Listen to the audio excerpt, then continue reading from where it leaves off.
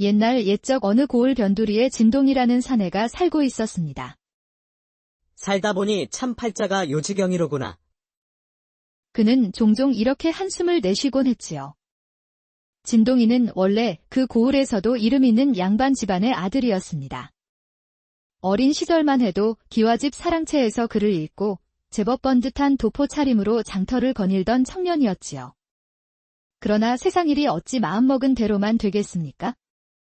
집안이 급격히 기울고 부모님은 병환으로 세상을 떠났습니다. 그날 이후로 진동이는 의지할 기둥도 거처할 집도 없이 홀로 떠돌아야 했습니다. 그렇다고 마냥 궁색한 사내는 아니었습니다. 눈치 빠르고 말재주가 있었으며 꾀도 남달랐지요. 고을 어른들이 모여 담소할 때면 진동이의 한마디에 모두 배꼽을 잡고 웃었습니다.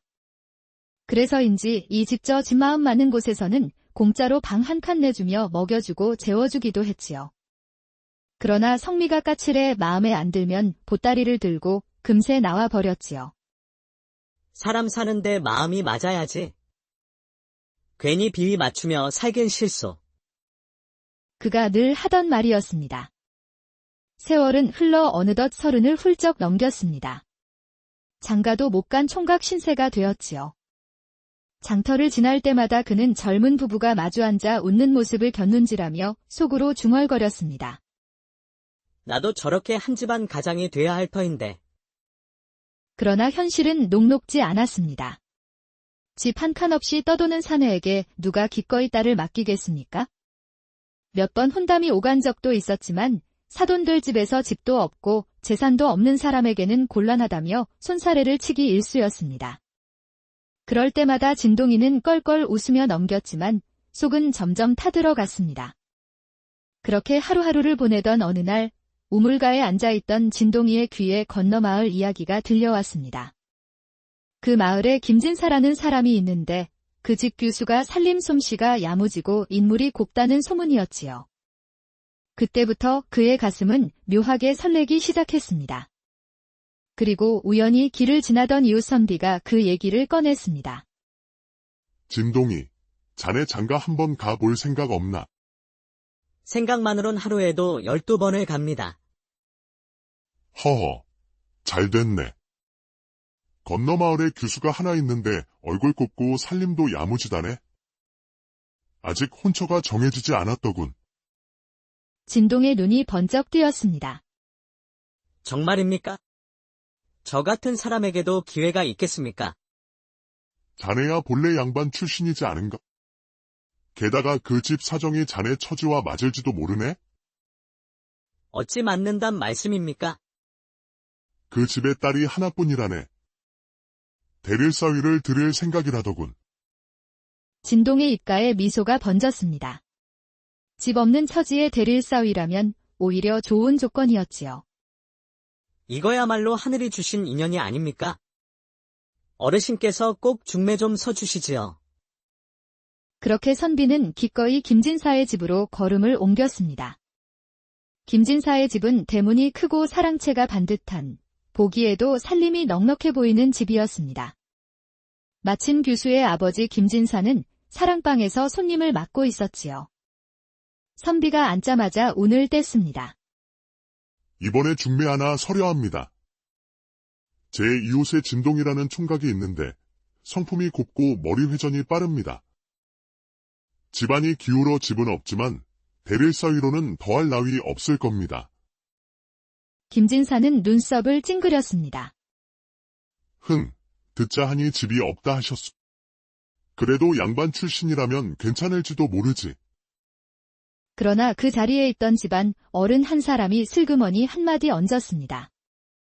그 총각, 듣기로는 고자라 하던데. 사람은 멀쩡해 보여도 속은 알 수 없지. 그 한마디가 김진사의 마음을 흔들었습니다.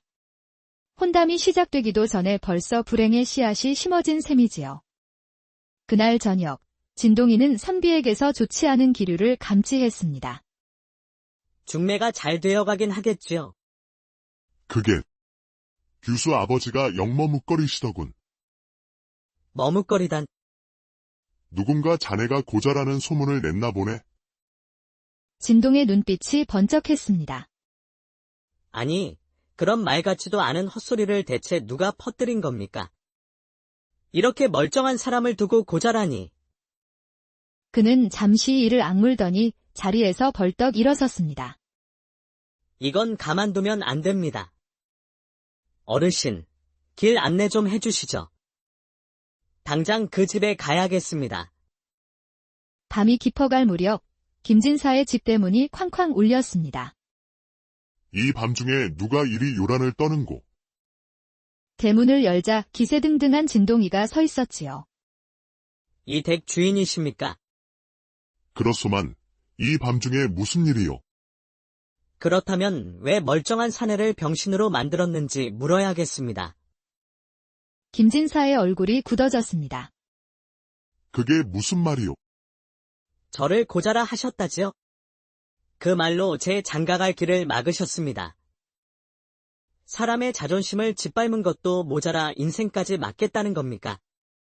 진동이는 목소리를 더욱 높였습니다.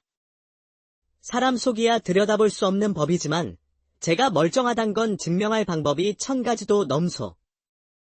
그런데도 이런 헛소문을 믿고 딸을 안 주시겠다니 이건 부당한 일이오. 그는 마당 한가운데 버티고 서서 주먹을 불끈 쥐었습니다. 이 일이 해결되기 전엔 이 집에서 한 발자국도 안 나갈 것입니다. 김진사는 난처했습니다.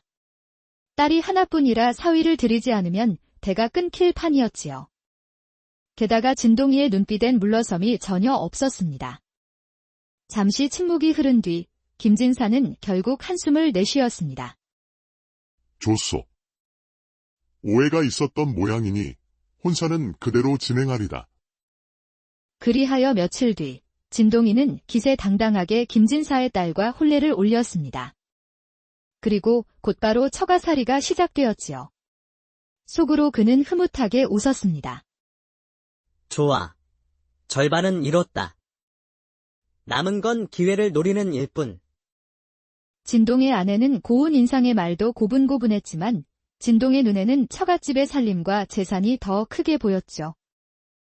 이 집 살림의 절반만 내 손에 들어오면 나는 평생 근심 없겠다. 그는 어느 날 장인과 장모가 장터에 나간 틈을 타 아내를 먼 친척집으로 몰래 보냈습니다. 이건 잠깐 피신이야. 며칠만 있으면 다시 데리러 올 테니 겁내지 말고. 규수는 영문을 몰랐지만 남편의 단호한 얼굴에 고개를 끄덕였지요.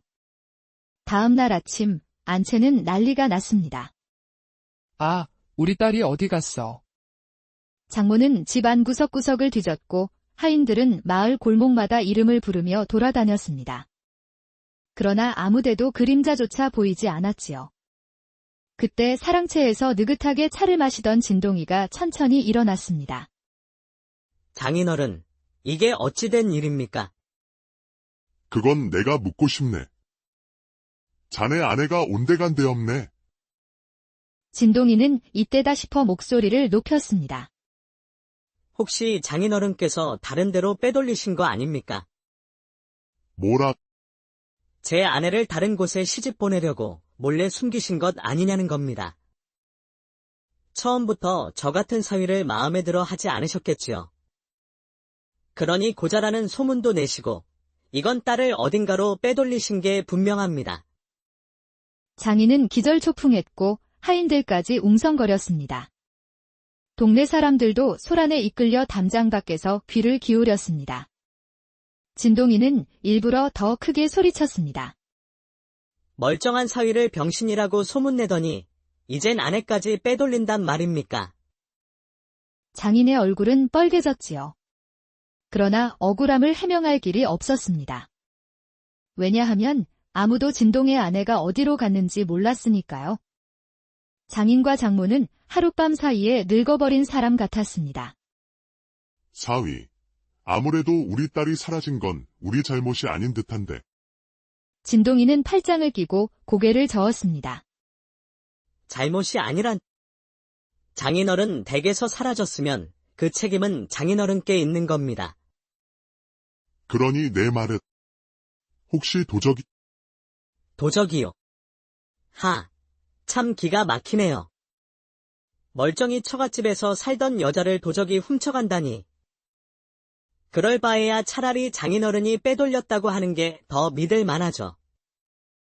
장모는 참다 못해 손사래를 쳤습니다. 이복의 사위, 말 좀 가려하게. 그러자 진동이는 자리에서 벌떡 일어나 마루 끝까지 걸어 나갔습니다. 좋습니다.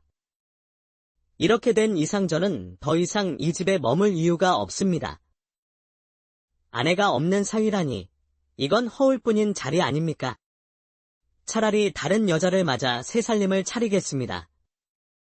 장인과 장모의 얼굴이 동시에 굳어졌습니다. 다른 여자라니, 그게 어디 쉬운 줄 아느냐. 쉬운 일 아닙니다. 그래서 부탁드리는 겁니다. 뭘 부탁한다는 거냐.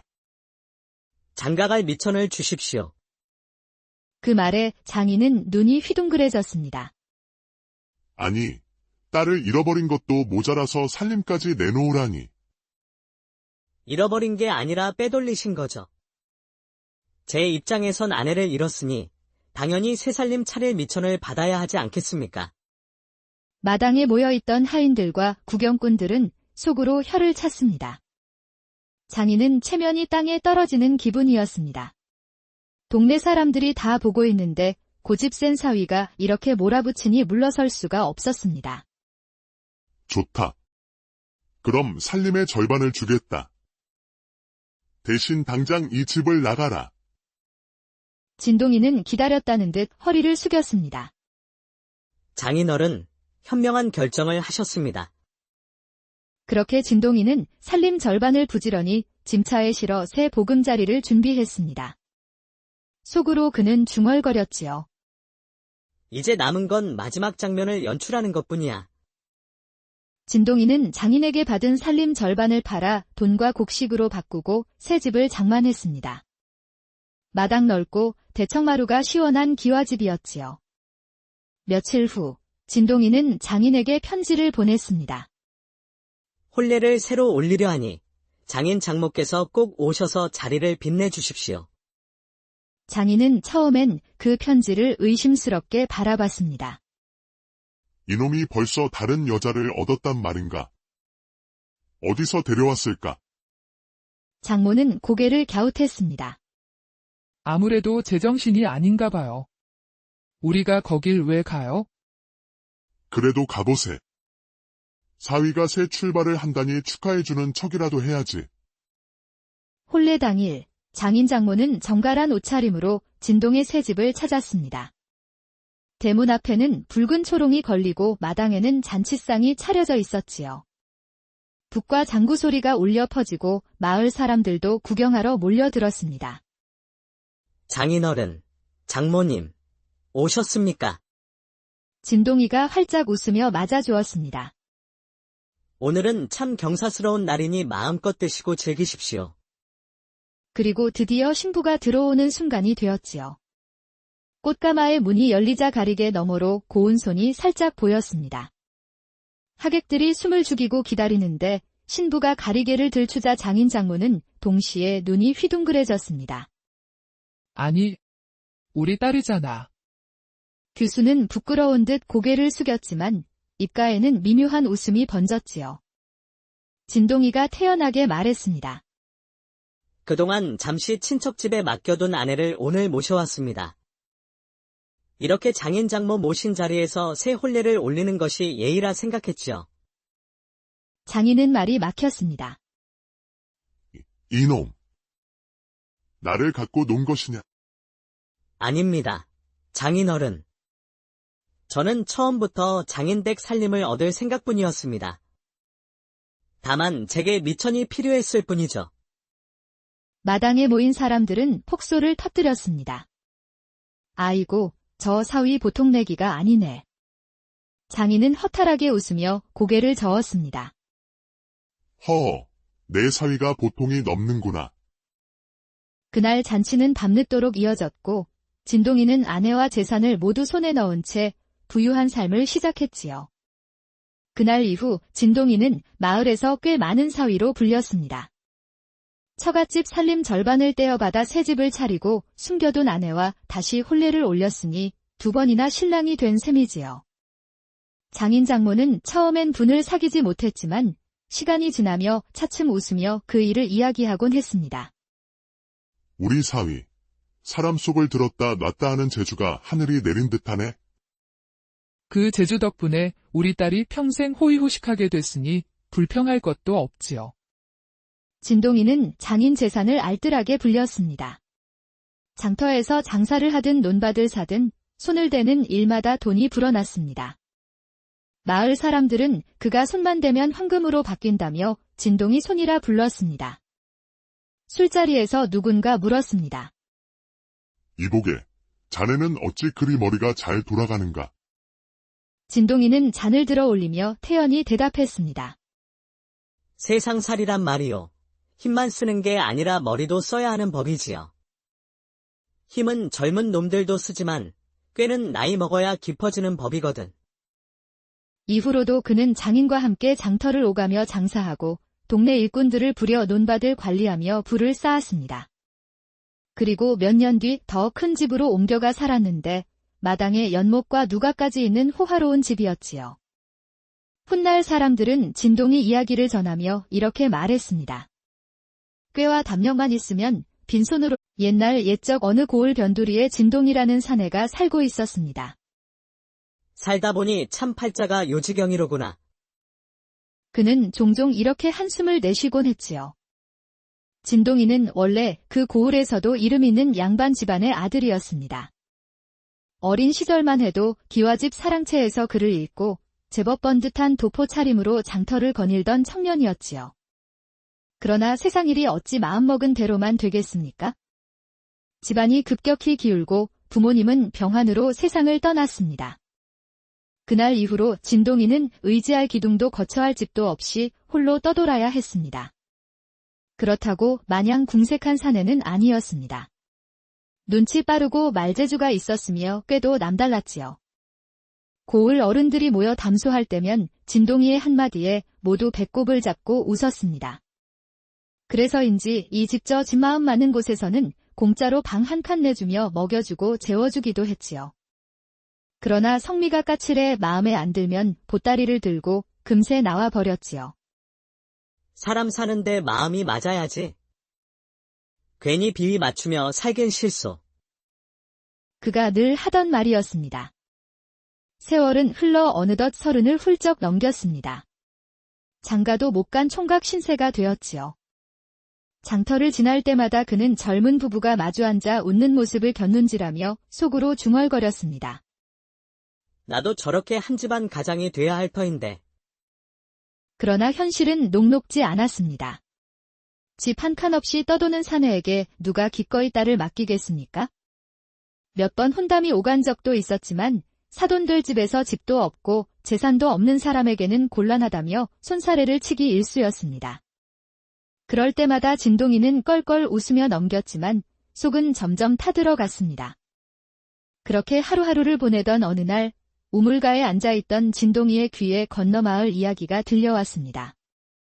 그 마을에 김진사라는 사람이 있는데 그 집 규수가 살림 솜씨가 야무지고 인물이 곱다는 소문이었지요. 그때부터 그의 가슴은 묘하게 설레기 시작했습니다.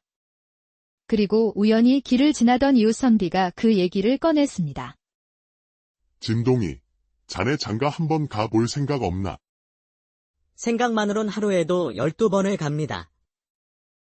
허허, 잘 됐네. 건너 마을에 규수가 하나 있는데 얼굴 곱고 살림도 야무지다네. 아직 혼처가 정해지지 않았더군. 진동의 눈이 번쩍 뜨였습니다. 정말입니까? 저 같은 사람에게도 기회가 있겠습니까? 자네야 본래 양반 출신이지 않은가? 게다가 그 집 사정이 자네 처지와 맞을지도 모르네? 어찌 맞는단 말씀입니까?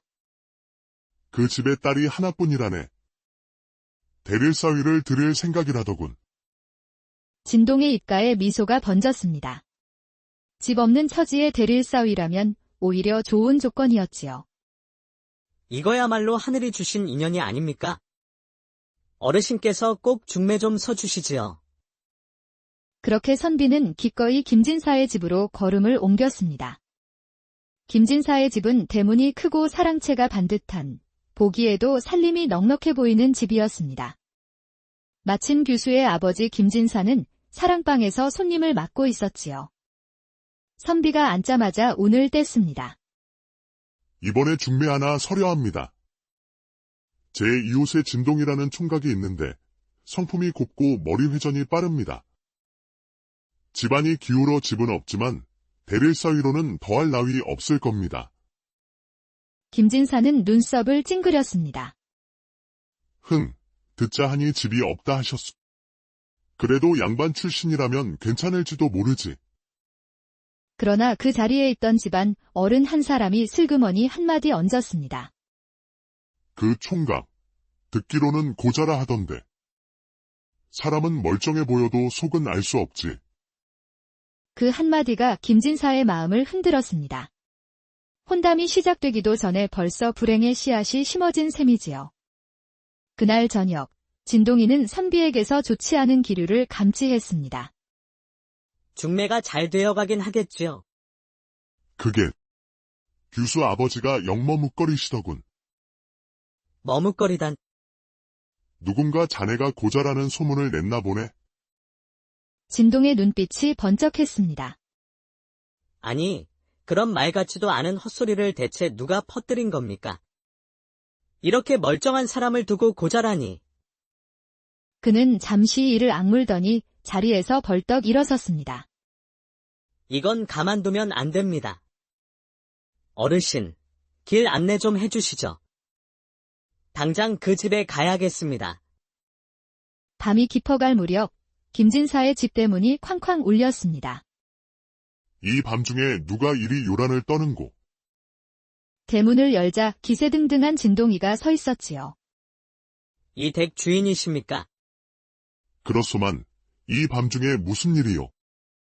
그렇다면 왜 멀쩡한 사내를 병신으로 만들었는지 물어야겠습니다. 김진사의 얼굴이 굳어졌습니다. 그게 무슨 말이요? 저를 고자라 하셨다지요? 그 말로 제 장가갈 길을 막으셨습니다. 사람의 자존심을 짓밟은 것도 모자라 인생까지 맡겠다는 겁니까? 진동이는 목소리를 더욱 높였습니다. 사람 속이야 들여다볼 수 없는 법이지만 제가 멀쩡하단 건 증명할 방법이 1000가지도 넘소. 그런데도 이런 헛소문을 믿고 딸을 안 주시겠다니 이건 부당한 일이요. 그는 마당 한가운데 버티고 서서 주먹을 불끈 쥐었습니다. 이 일이 해결되기 전엔 이 집에서 한 발자국도 안 나갈 것입니다. 김진사는 난처했습니다. 딸이 하나뿐이라 사위를 들이지 않으면 대가 끊길 판이었지요. 게다가 진동이의 눈빛엔 물러섬이 전혀 없었습니다. 잠시 침묵이 흐른 뒤 김진사는 결국 한숨을 내쉬었습니다. 좋소. 오해가 있었던 모양이니 혼사는 그대로 진행하리다. 그리하여 며칠 뒤 진동이는 기세당당하게 김진사의 딸과 혼례를 올렸습니다.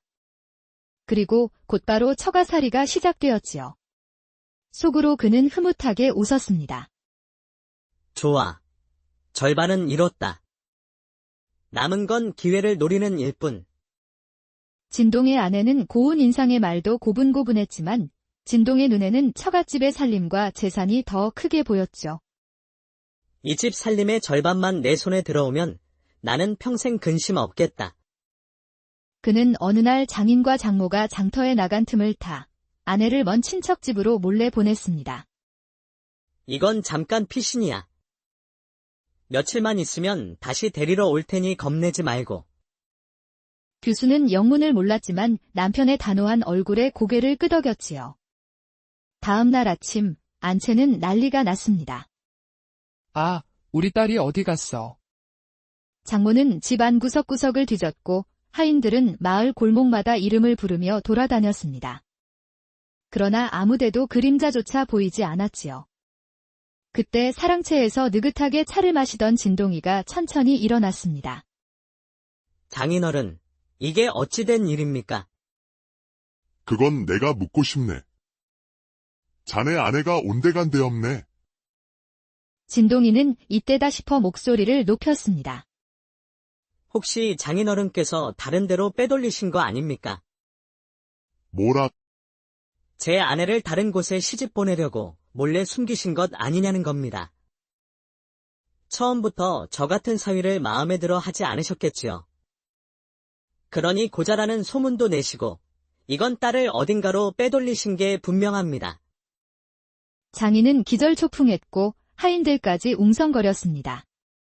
동네 사람들도 소란에 이끌려 담장 밖에서 귀를 기울였습니다. 진동이는 일부러 더 크게 소리쳤습니다. 멀쩡한 사위를 병신이라고 소문내더니 이젠 아내까지 빼돌린단 말입니까? 장인의 얼굴은 뻘개졌지요. 그러나 억울함을 해명할 길이 없었습니다. 왜냐하면 아무도 진동의 아내가 어디로 갔는지 몰랐으니까요. 장인과 장모는 하룻밤 사이에 늙어버린 사람 같았습니다. 사위. 아무래도 우리 딸이 사라진 건 우리 잘못이 아닌 듯한데. 진동이는 팔짱을 끼고 고개를 저었습니다. 잘못이 아니란. 장인어른 댁에서 사라졌으면 그 책임은 장인어른께 있는 겁니다. 그러니 내 말은 혹시 도적이요. 참 기가 막히네요. 멀쩡히 처갓집에서 살던 여자를 도적이 훔쳐간다니. 그럴 바에야 차라리 장인어른이 빼돌렸다고 하는 게 더 믿을 만하죠. 장모는 참다 못해 손사래를 쳤습니다. 이복의 사위, 말 좀 가려하게. 그러자 진동이는 자리에서 벌떡 일어나 마루 끝까지 걸어 나갔습니다. 좋습니다. 이렇게 된 이상 저는 더 이상 이 집에 머물 이유가 없습니다. 아내가 없는 사위라니 이건 허울뿐인 자리 아닙니까? 차라리 다른 여자를 맞아 새 살림을 차리겠습니다. 장인과 장모의 얼굴이 동시에 굳어졌습니다. 다른 여자라니. 그게 어디 쉬운 줄 아느냐. 쉬운 일 아닙니다. 그래서 부탁드리는 겁니다. 뭘 부탁한다는 거냐. 장가갈 미천을 주십시오. 그 말에 장인은 눈이 휘둥그레졌습니다. 아니, 딸을 잃어버린 것도 모자라서 살림까지 내놓으라니. 잃어버린 게 아니라 빼돌리신 거죠. 제 입장에선 아내를 잃었으니 당연히 새살림 차릴 미천을 받아야 하지 않겠습니까? 마당에 모여있던 하인들과 구경꾼들은 속으로 혀를 찼습니다. 장인은 체면이 땅에 떨어지는 기분이었습니다. 동네 사람들이 다 보고 있는데 고집 센 사위가 이렇게 몰아붙이니 물러설 수가 없었습니다. 좋다. 그럼 살림의 절반을 주겠다. 대신 당장 이 집을 나가라. 진동이는 기다렸다는 듯 허리를 숙였습니다. 장인어른, 현명한 결정을 하셨습니다. 그렇게 진동이는 살림 절반을 부지런히 짐차에 실어 새 보금자리를 준비했습니다. 속으로 그는 중얼거렸지요. 이제 남은 건 마지막 장면을 연출하는 것뿐이야. 진동이는 장인에게 받은 살림 절반을 팔아 돈과 곡식으로 바꾸고 새 집을 장만했습니다. 마당 넓고 대청마루가 시원한 기와집이었지요. 며칠 후 진동이는 장인에게 편지를 보냈습니다. 혼례를 새로 올리려 하니 장인 장모께서 꼭 오셔서 자리를 빛내주십시오. 장인은 처음엔 그 편지를 의심스럽게 바라봤습니다. 이놈이 벌써 다른 여자를 얻었단 말인가? 어디서 데려왔을까? 장모는 고개를 갸웃했습니다. 아무래도 제정신이 아닌가 봐요. 우리가 거길 왜 가요? 그래도 가보세. 사위가 새 출발을 한다니 축하해주는 척이라도 해야지. 혼례 당일 장인 장모는 정갈한 옷차림으로 진동의 새 집을 찾았습니다. 대문 앞에는 붉은 초롱이 걸리고 마당에는 잔치상이 차려져 있었지요. 북과 장구 소리가 울려 퍼지고 마을 사람들도 구경하러 몰려들었습니다. 장인어른, 장모님, 오셨습니까? 진동이가 활짝 웃으며 맞아주었습니다. 오늘은 참 경사스러운 날이니 마음껏 드시고 즐기십시오. 그리고 드디어 신부가 들어오는 순간이 되었지요. 꽃가마의 문이 열리자 가리개 너머로 고운 손이 살짝 보였습니다. 하객들이 숨을 죽이고 기다리는데 신부가 가리개를 들추자 장인 장모는 동시에 눈이 휘둥그레졌습니다. 아니, 우리 딸이잖아. 규수는 부끄러운 듯 고개를 숙였지만 입가에는 미묘한 웃음이 번졌지요. 진동이가 태연하게 말했습니다. 그동안 잠시 친척집에 맡겨둔 아내를 오늘 모셔왔습니다. 이렇게 장인 장모 모신 자리에서 새 혼례를 올리는 것이 예의라 생각했지요. 장인은 말이 막혔습니다. 이놈. 나를 갖고 논 것이냐? 아닙니다. 장인어른. 저는 처음부터 장인댁 살림을 얻을 생각뿐이었습니다. 다만 제게 미천이 필요했을 뿐이죠. 마당에 모인 사람들은 폭소를 터뜨렸습니다. 아이고, 저 사위 보통 내기가 아니네. 장인은 허탈하게 웃으며 고개를 저었습니다. 허, 내 사위가 보통이 넘는구나. 그날 잔치는 밤늦도록 이어졌고 진동이는 아내와 재산을 모두 손에 넣은 채 부유한 삶을 시작했지요. 그날 이후 진동이는 마을에서 꽤 많은 사위로 불렸습니다.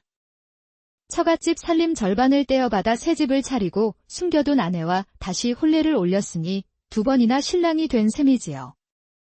장인 장모는 처음엔 분을 사귀지 못했지만 시간이 지나며 차츰 웃으며 그 일을 이야기하곤 했습니다. 우리 사위, 사람 속을 들었다 놨다 하는 재주가 하늘이 내린 듯하네. 그 재주 덕분에 우리 딸이 평생 호의호식하게 됐으니 불평할 것도 없지요. 진동이는 장인 재산을 알뜰하게 불렸습니다. 장터에서 장사를 하든 논밭을 사든 손을 대는 일마다 돈이 불어났습니다. 마을 사람들은 그가 손만 대면 황금으로 바뀐다며 진동이 손이라 불렀습니다. 술자리에서 누군가 물었습니다. 이보게, 자네는 어찌 그리 머리가 잘 돌아가는가? 진동이는 잔을 들어 올리며 태연히 대답했습니다. 세상살이란 말이요. 힘만 쓰는 게 아니라 머리도 써야 하는 법이지요. 힘은 젊은 놈들도 쓰지만 꾀는 나이 먹어야 깊어지는 법이거든. 이후로도 그는 장인과 함께 장터를 오가며 장사하고 동네 일꾼들을 부려 논밭을 관리하며 부를 쌓았습니다. 그리고 몇 년 뒤 더 큰 집으로 옮겨가 살았는데 마당에 연못과 누가까지 있는 호화로운 집이었지요. 훗날 사람들은 진동이 이야기를 전하며 이렇게 말했습니다. 꾀와 담력만 있으면 빈손으로 옛날 옛적 어느 고을 변두리에 진동이라는 사내가 살고 있었습니다. 살다 보니 참 팔자가 요지경이로구나. 그는 종종 이렇게 한숨을 내쉬곤 했지요. 진동이는 원래 그 고을에서도 이름 있는 양반 집안의 아들이었습니다. 어린 시절만 해도 기와집 사랑채에서 글을 읽고 제법 번듯한 도포 차림으로 장터를 거닐던 청년이었지요. 그러나 세상 일이 어찌 마음먹은 대로만 되겠습니까? 집안이 급격히 기울고 부모님은 병환으로 세상을 떠났습니다. 그날 이후로 진동이는 의지할 기둥도 거처할 집도 없이 홀로 떠돌아야 했습니다.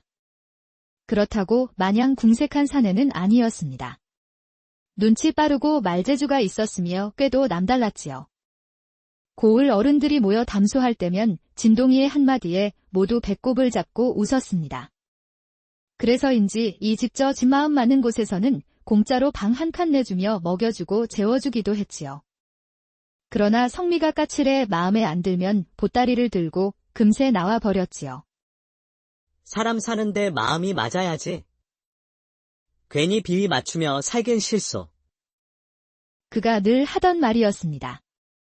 세월은 흘러 어느덧 30을 훌쩍 넘겼습니다. 장가도 못 간 총각 신세가 되었지요. 장터를 지날 때마다 그는 젊은 부부가 마주 앉아 웃는 모습을 곁눈질하며 속으로 중얼거렸습니다. 나도 저렇게 한 집안 가장이 돼야 할 터인데. 그러나 현실은 녹록지 않았습니다. 집 한 칸 없이 떠도는 사내에게 누가 기꺼이 딸을 맡기겠습니까? 몇 번 혼담이 오간 적도 있었지만 사돈들 집에서 집도 없고 재산도 없는 사람에게는 곤란하다며 손사래를 치기 일쑤였습니다. 그럴 때마다 진동이는 껄껄 웃으며 넘겼지만 속은 점점 타들어갔습니다. 그렇게 하루하루를 보내던 어느 날 우물가에 앉아있던 진동이의 귀에 건너마을 이야기가 들려왔습니다. 그 마을에 김진사라는 사람이 있는데 그 집 교수가 살림 솜씨가 야무지고 인물이 곱다는 소문이었지요. 그때부터 그의 가슴은 묘하게 설레기 시작했습니다. 그리고 우연히 길을 지나던 이웃 선비가 그 얘기를 꺼냈습니다. 진동이, 자네 장가 한번 가볼 생각 없나? 생각만으론 하루에도 12번을 갑니다. 허허, 잘 됐네. 건너 마을에 교수가 하나 있는데 얼굴 곱고 살림도 야무지다네. 아직 혼처가 정해지지 않았더군.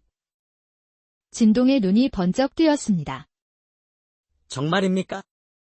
저 같은 사람에게도 기회가 있겠습니까? 자네야 본래 양반 출신이지 않은가? 게다가 그 집 사정이 자네 처지와 맞을지도 모르네? 어찌 맞는단 말씀입니까? 그 집의 딸이 하나뿐이라네. 대릴사위를 들을 생각이라더군. 진동의 입가에 미소가 번졌습니다. 집 없는 처지의 대릴사위라면 오히려 좋은 조건이었지요. 이거야말로 하늘이 주신 인연이 아닙니까? 어르신께서 꼭 중매 좀 서주시지요. 그렇게 선비는 기꺼이 김진사의 집으로 걸음을 옮겼습니다. 김진사의 집은 대문이 크고 사랑채가 반듯한, 보기에도 살림이 넉넉해 보이는 집이었습니다. 마침 교수의 아버지 김진사는 사랑방에서 손님을 맡고 있었지요. 선비가 앉자마자 운을 뗐습니다. 이번에 중매 하나 서려합니다.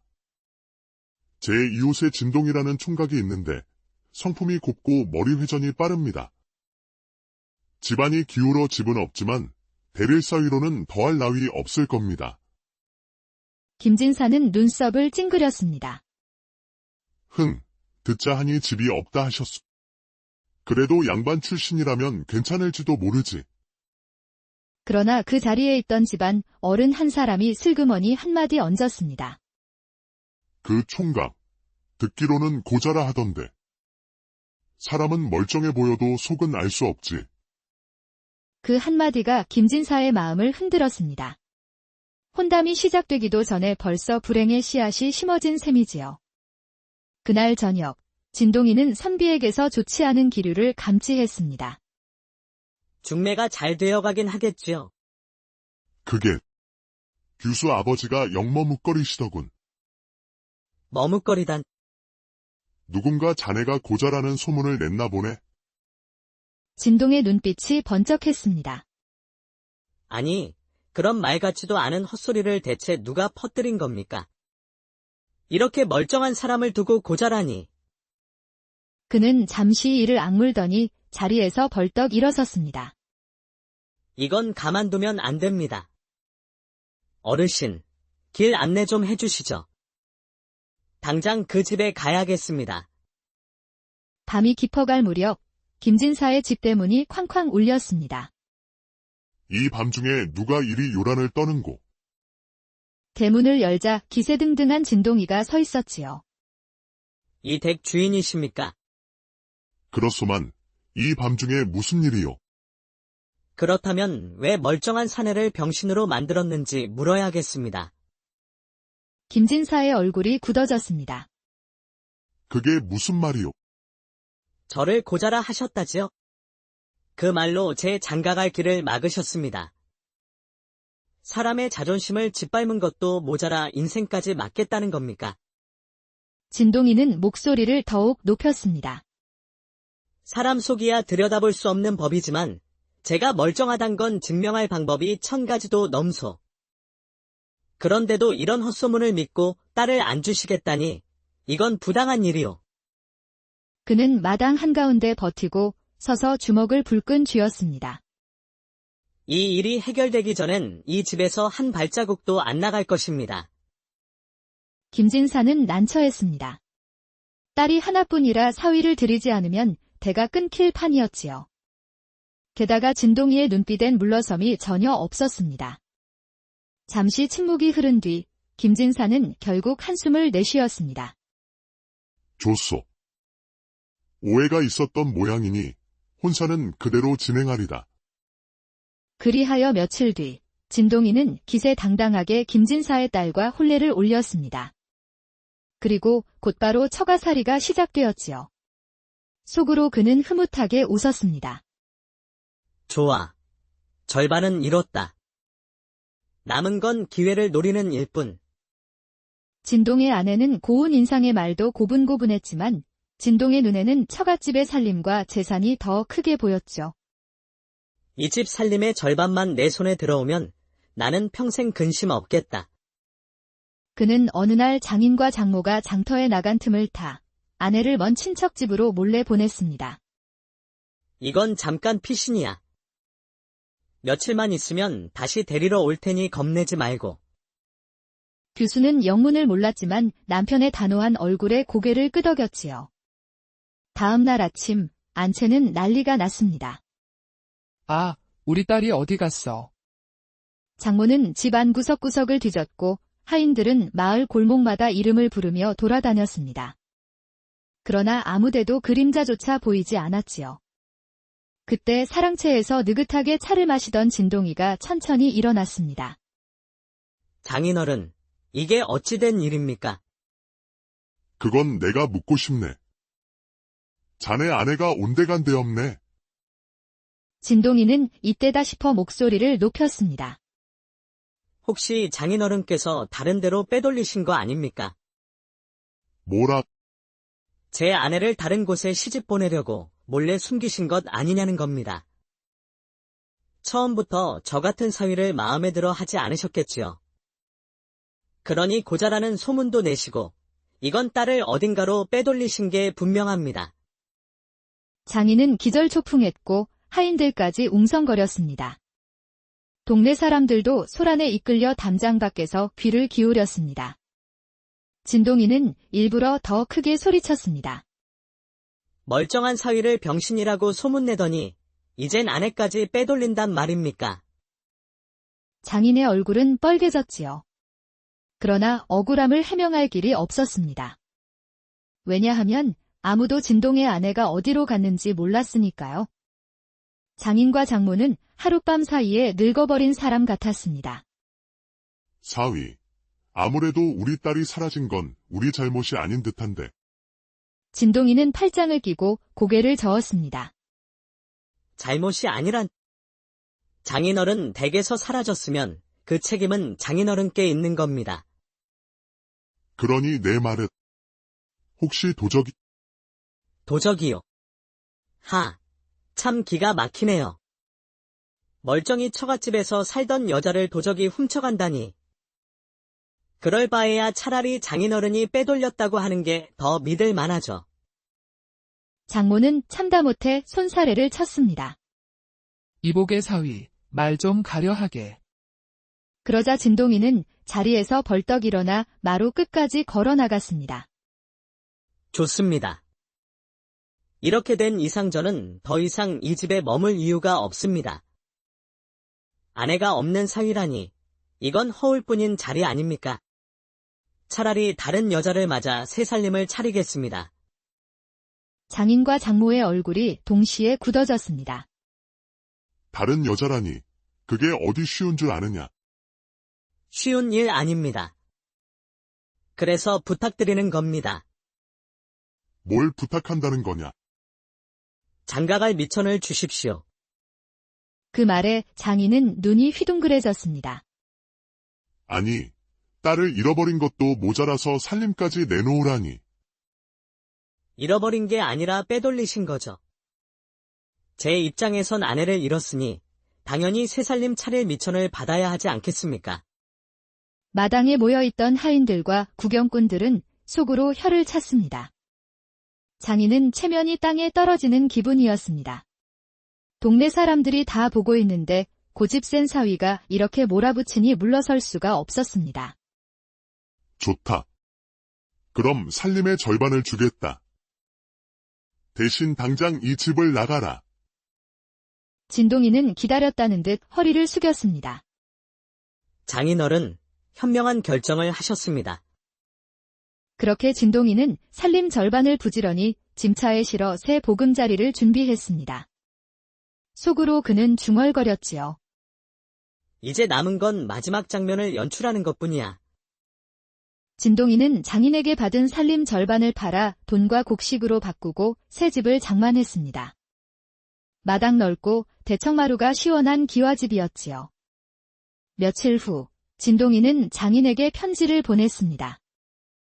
혼례를 새로 올리려 하니 장인 장모께서 꼭 오셔서 자리를 빛내주십시오. 장인은 처음엔 그 편지를 의심스럽게 바라봤습니다. 이놈이 벌써 다른 여자를 얻었단 말인가? 어디서 데려왔을까? 장모는 고개를 갸웃했습니다. 아무래도 제정신이 아닌가 봐요. 우리가 거길 왜 가요? 그래도 가보세. 사위가 새 출발을 한다니 축하해주는 척이라도 해야지. 혼례 당일 장인 장모는 정갈한 옷차림으로 진동의 새 집을 찾았습니다. 대문 앞에는 붉은 초롱이 걸리고 마당에는 잔치상이 차려져 있었지요.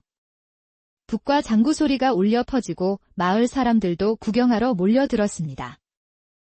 장인어른, 장모님, 오셨습니까? 진동이가 활짝 웃으며 맞아주었습니다. 오늘은 참 경사스러운 날이니 마음껏 드시고 즐기십시오. 그리고 드디어 신부가 들어오는 순간이 되었지요. 꽃가마의 문이 열리자 가리개 너머로 고운 손이 살짝 보였습니다. 하객들이 숨을 죽이고 기다리는데 신부가 가리개를 들추자 장인 장모는 동시에 눈이 휘둥그레졌습니다. 아니, 우리 딸이잖아. 교수는 부끄러운 듯 고개를 숙였지만 입가에는 미묘한 웃음이 번졌지요. 진동이가 태연하게 말했습니다. 그동안 잠시 친척집에 맡겨둔 아내를 오늘 모셔왔습니다. 이렇게 장인 장모 모신 자리에서 새 혼례를 올리는 것이 예의라 생각했지요. 장인은 말이 막혔습니다. 이놈. 나를 갖고 논 것이냐? 아닙니다. 장인어른. 저는 처음부터 장인댁 살림을 얻을 생각뿐이었습니다. 다만 제게 미천이 필요했을 뿐이죠. 마당에 모인 사람들은 폭소를 터뜨렸습니다. 아이고, 저 사위 보통 내기가 아니네. 장인은 허탈하게 웃으며 고개를 저었습니다. 허허, 내 사위가 보통이 넘는구나. 그날 잔치는 밤늦도록 이어졌고 진동이는 아내와 재산을 모두 손에 넣은 채 부유한 삶을 시작했지요. 그날 이후 진동이는 마을에서 꽤 많은 사위로 불렸습니다. 처갓집 살림 절반을 떼어받아 새 집을 차리고 숨겨둔 아내와 다시 혼례를 올렸으니 2번이나 신랑이 된 셈이지요. 장인 장모는 처음엔 분을 사귀지 못했지만 시간이 지나며 차츰 웃으며 그 일을 이야기하곤 했습니다. 우리 사위, 사람 속을 들었다 놨다 하는 재주가 하늘이 내린 듯하네. 그 재주 덕분에 우리 딸이 평생 호의호식하게 됐으니 불평할 것도 없지요. 진동이는 장인 재산을 알뜰하게 불렸습니다. 장터에서 장사를 하든 논밭을 사든 손을 대는 일마다 돈이 불어났습니다. 마을 사람들은 그가 손만 대면 황금으로 바뀐다며 진동이 손이라 불렀습니다. 술자리에서 누군가 물었습니다.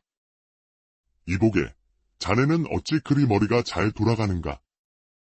진동이는 잔을 들어 올리며 태연히 대답했습니다. 세상살이란 말이요. 힘만 쓰는 게 아니라 머리도 써야 하는 법이지요. 힘은 젊은 놈들도 쓰지만 꾀는 나이 먹어야 깊어지는 법이거든. 이후로도 그는 장인과 함께 장터를 오가며 장사하고 동네 일꾼들을 부려 논밭을 관리하며 부를 쌓았습니다. 그리고 몇 년 뒤 더 큰 집으로 옮겨가 살았는데 마당에 연못과 누가까지 있는 호화로운 집이었지요. 훗날 사람들은 진동이 이야기를 전하며 이렇게 말했습니다. 꾀와 담력만 있으면 빈손으로 옛날 옛적 어느 고을 변두리에 진동이라는 사내가 살고 있었습니다. 살다 보니 참 팔자가 요지경이로구나. 그는 종종 이렇게 한숨을 내쉬곤 했지요. 진동이는 원래 그 고을에서도 이름 있는 양반 집안의 아들이었습니다. 어린 시절만 해도 기와집 사랑채에서 글을 읽고 제법 번듯한 도포 차림으로 장터를 거닐던 청년이었지요.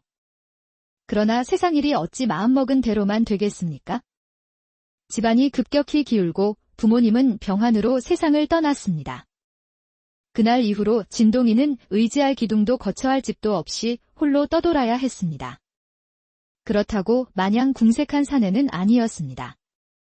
눈치 빠르고 말재주가 있었으며 꾀도 남달랐지요. 고을 어른들이 모여 담소할 때면 진동이의 한마디에 모두 배꼽을 잡고 웃었습니다. 그래서인지 이 집저 집마음 많은 곳에서는 공짜로 방 한 칸 내주며 먹여주고 재워주기도 했지요. 그러나 성미가 까칠해 마음에 안 들면 보따리를 들고 금세 나와 버렸지요. 사람 사는데 마음이 맞아야지. 괜히 비위 맞추며 살긴 싫소. 그가 늘 하던 말이었습니다.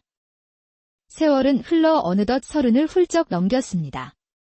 장가도 못 간 총각 신세가 되었지요. 장터를 지날 때마다 그는 젊은 부부가 마주 앉아 웃는 모습을 곁눈질하며 속으로 중얼거렸습니다. 나도 저렇게 한 집안 가장이 돼야 할 터인데. 그러나 현실은 녹록지 않았습니다. 집 한 칸 없이 떠도는 사내에게 누가 기꺼이 딸을 맡기겠습니까? 몇 번 혼담이 오간 적도 있었지만 사돈들 집에서 집도 없고 재산도 없는 사람에게는 곤란하다며 손사래를 치기 일쑤였습니다. 그럴 때마다 진동이는 껄껄 웃으며 넘겼지만 속은 점점 타들어갔습니다. 그렇게 하루하루를 보내던 어느 날 우물가에 앉아있던 진동이의 귀에 건너마을 이야기가 들려왔습니다. 그 마을에 김진사라는 사람이 있는데 그 집 교수가 살림 솜씨가 야무지고 인물이 곱다는 소문이었지요. 그때부터 그의 가슴은 묘하게 설레기 시작했습니다. 그리고 우연히 길을 지나던 이웃 선비가 그 얘기를 꺼냈습니다. 진동이, 자네 장가 한번 가볼 생각 없나? 생각만으론 하루에도 12번을 갑니다. 허허, 잘 됐네. 건너 마을에 교수가 하나 있는데 얼굴 곱고 살림도 야무지다네. 아직 혼처가 정해지지 않았더군. 진동의 눈이 번쩍 뜨였습니다. 정말입니까? 저 같은 사람에게도 기회가 있겠습니까? 자네야 본래 양반 출신이지 않은가? 게다가 그 집 사정이 자네 처지와 맞을지도 모르네? 어찌 맞는단 말씀입니까? 그 집의 딸이 하나뿐이라네. 대릴사위를 들을 생각이라더군. 진동의 입가에 미소가 번졌습니다. 집 없는 처지의 대릴사위라면 오히려 좋은 조건이었지요. 이거야말로 하늘이 주신 인연이 아닙니까? 어르신께서 꼭 중매 좀 서주시지요. 그렇게 선비는 기꺼이 김진사의 집으로 걸음을 옮겼습니다. 김진사의 집은 대문이 크고 사랑채가 반듯한, 보기에도 살림이 넉넉해 보이는 집이었습니다. 마침 교수의 아버지 김진사는 사랑방에서 손님을 맡고 있었지요. 선비가 앉자마자 운을 뗐습니다. 이번에 중매 하나 서려합니다.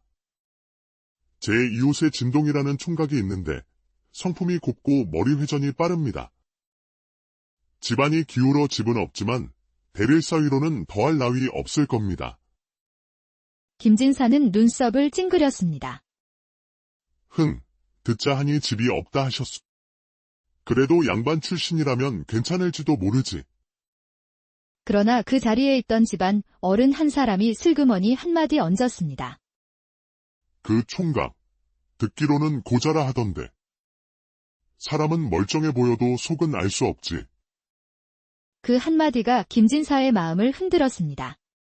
혼담이 시작되기도 전에 벌써 불행의 씨앗이 심어진 셈이지요.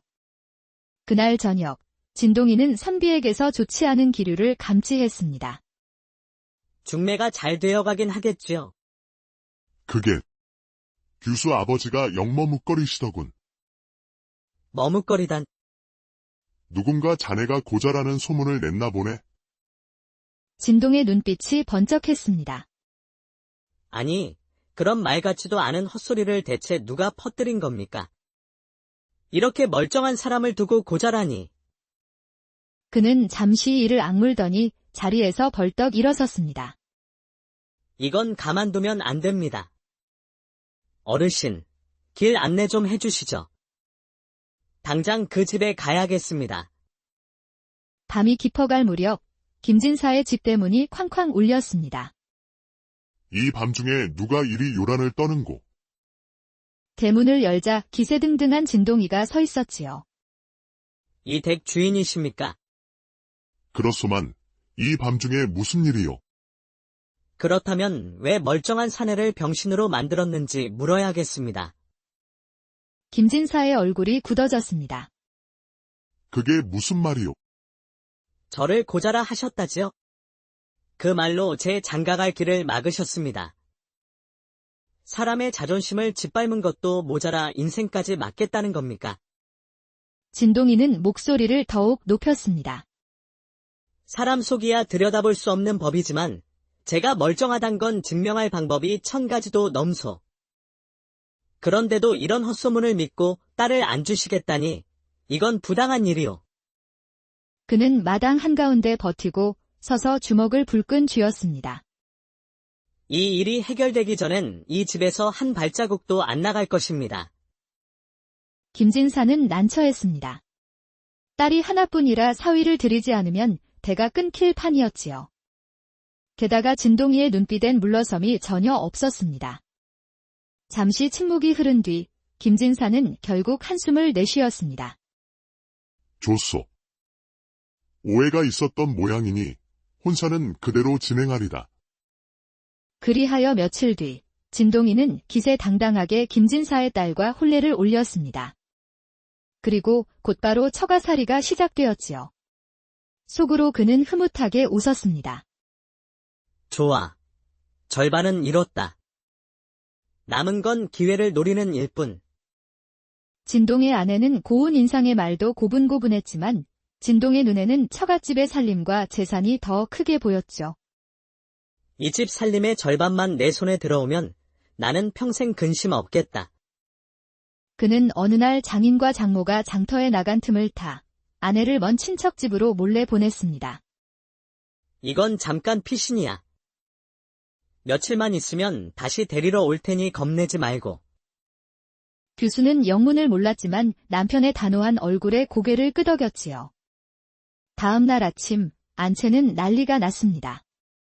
아, 우리 딸이 어디 갔어? 장모는 집 안 구석구석을 뒤졌고 하인들은 마을 골목마다 이름을 부르며 돌아다녔습니다. 그러나 아무데도 그림자조차 보이지 않았지요. 그때 사랑채에서 느긋하게 차를 마시던 진동이가 천천히 일어났습니다. 장인어른, 이게 어찌된 일입니까? 그건 내가 묻고 싶네. 자네 아내가 온데간데 없네. 진동이는 이때다 싶어 목소리를 높였습니다. 혹시 장인어른께서 다른 데로 빼돌리신 거 아닙니까? 뭐라, 제 아내를 다른 곳에 시집 보내려고 몰래 숨기신 것 아니냐는 겁니다. 처음부터 저 같은 사위를 마음에 들어 하지 않으셨겠지요. 그러니 고자라는 소문도 내시고 이건 딸을 어딘가로 빼돌리신 게 분명합니다.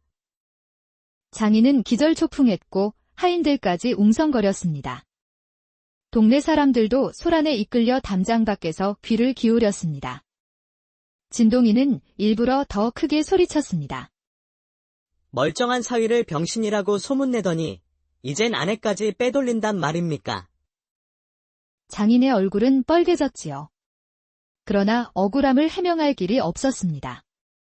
왜냐하면 아무도 진동의 아내가 어디로 갔는지 몰랐으니까요. 장인과 장모는 하룻밤 사이에 늙어버린 사람 같았습니다. 사위. 아무래도 우리 딸이 사라진 건 우리 잘못이 아닌 듯한데. 진동이는 팔짱을 끼고 고개를 저었습니다. 잘못이 아니란. 장인어른 댁에서 사라졌으면 그 책임은 장인어른께 있는 겁니다. 그러니 내 말은 혹시 도적이요.